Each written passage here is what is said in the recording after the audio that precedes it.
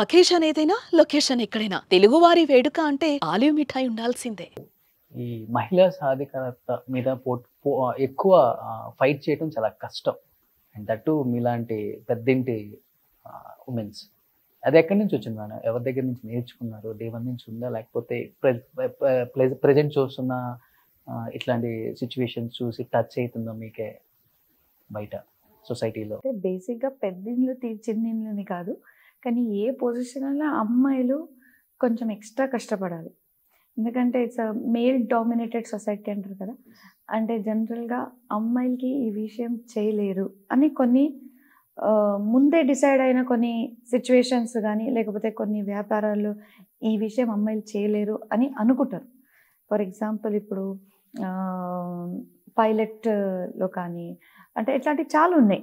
So, నేను అనేదేంటంటే అమ్మాయిలు తలుసుకుంటే ఏమైనా చేయగలుగుతారు. ఎందుకంటే ఫస్ట్ ప్రిఫరెన్స్ మనము హౌస్ వైఫ్స్‌కి ఇయ్యాలండి. నేను ఎందుకు ఈ మాటను being a working woman also నేను ఎందుకు హౌస్ వైఫ్స్ అంటున్నానంటే, అసలు మనం అందరం అనుకుంటాం ఇంట్లో ఏం పని ఉంటదని. కానీ నిజంగా చెప్పాలంటే ఆఫీస్ కన్నా ఎక్కువ పని ఇంట్లో ఉంటదండి.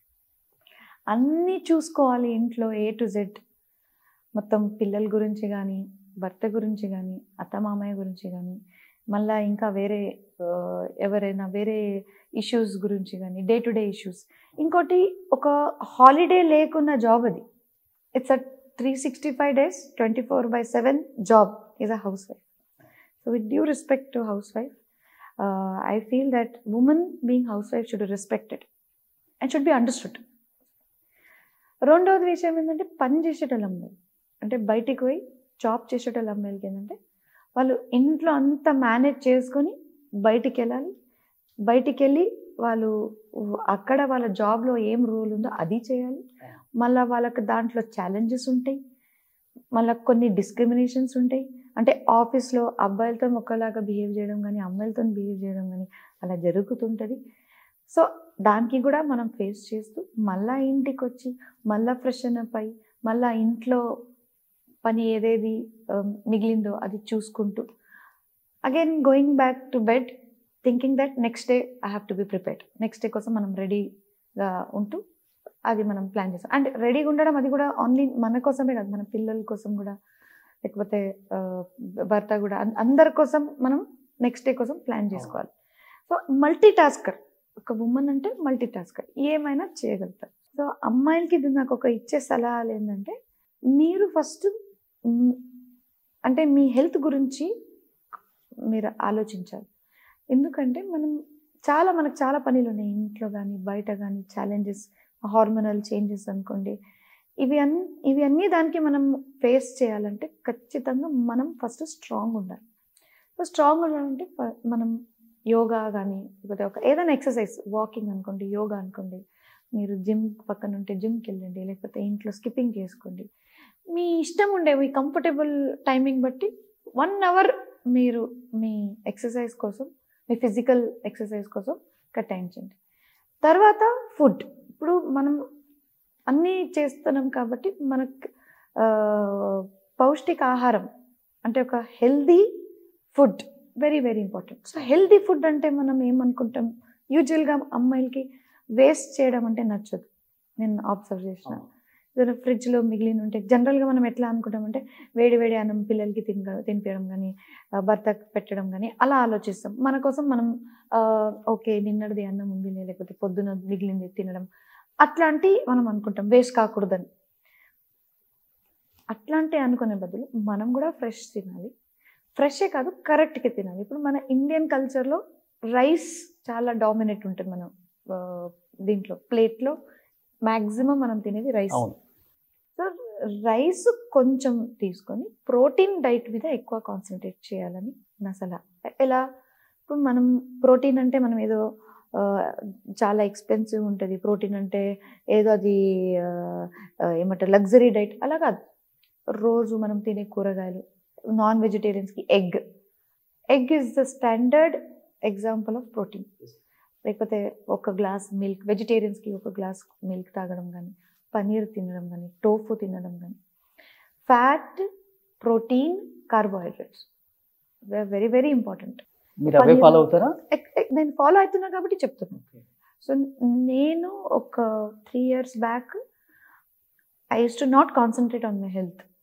పని మీదనే ఉండే చాలా టైం. అప్పుడు మెడికల్ కాలేజెస్ రీసెంట్గా మనం స్టార్ట్ చేసినాం కాబట్టి మ్యాక్సిమం టైం పనిలో ఆ స్ట్రెస్ లెవెల్స్ ఉంటుండే.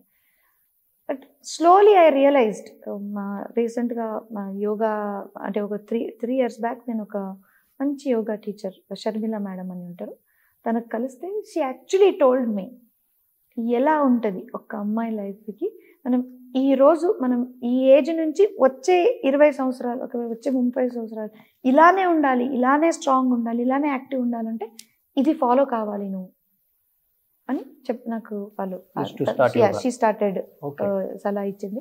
సో అదే దాని మీద I started following her. Diet కానీ తను చెప్పింది ఫాలో చేసిన. ఇప్పుడు ఇవాళ రేపు ప్రోటీన్ పౌడర్ కూడా మంచి దొరుకుతుంది, సింథటిక్ కాకుండా natural protein diets are very very important. 1 glass of protein enough for the whole day. So first tired అయి వచ్చిన తర్వాత బాగా లోగా ఫీల్ అవ్వడం, ఇట్లా నీరసంగా ఫీల్ అవ్వడం ఉంటుండే. But I will tell you my personal experience. Protein powder తీసుకున్న తర్వాత నా డైట్లో మార్పు తెచ్చిన తర్వాత ఐ లాస్ట్ వెయిట్, నేను ఇంకా యాక్టివ్గా ఫీల్ అవుతున్నాను, అండ్ ఇంకా నాకు అసలు టైర్డ్నెస్ అని బాగా తగ్గిపోయింది. మనం బిజీ షెడ్యూల్ కూడా. ఇప్పుడు మనం ఏమనుకుంటాం, అన్నం తినకపోతే ఇట్స్ అ డైట్ అనుకుంటాం. కాదు, మంచిగా తినాలి కానీ కరెక్ట్గా తినాలి. ఇప్పుడు మనము ఒక ప్లేట్లో ఇంత రైస్ పెట్టుకుని ఇంత కూరగాయలు పెట్టుకునే బదులు ఇంత కూర తినండి, రైస్ పక్కన పెట్టుకుని కొంచెం మీ టేస్ట్ కోసం రైస్ అంతే. Great. And not the vice versa sir, opposite ఉండకూడదు.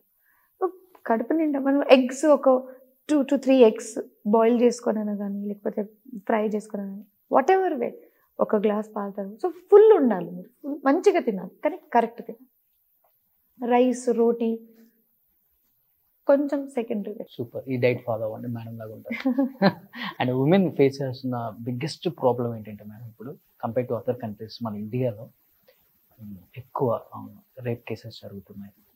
వాళ్ళు దాన్ని తెలుసుకోలేక లేకపోతే దాన్ని ఎదుర్కోలేక సూసైడ్ చేసుకుంటున్నారు. కాలేజెస్లో చూస్తున్నాం, యూనివర్సిటీలో చూస్తున్నాం. బట్ మల్లారెడ్డిలో కొన్ని థౌజండ్స్ ఆఫ్ స్టూడెంట్స్ ఉన్నారు. ఎలా మోటివేట్ చేస్తున్నారు అంతమంది స్టూడెంట్స్ని యాజ్ ఎ మేనేజింగ్ డైరెక్టర్గా? Sir basically student should feel comfortable.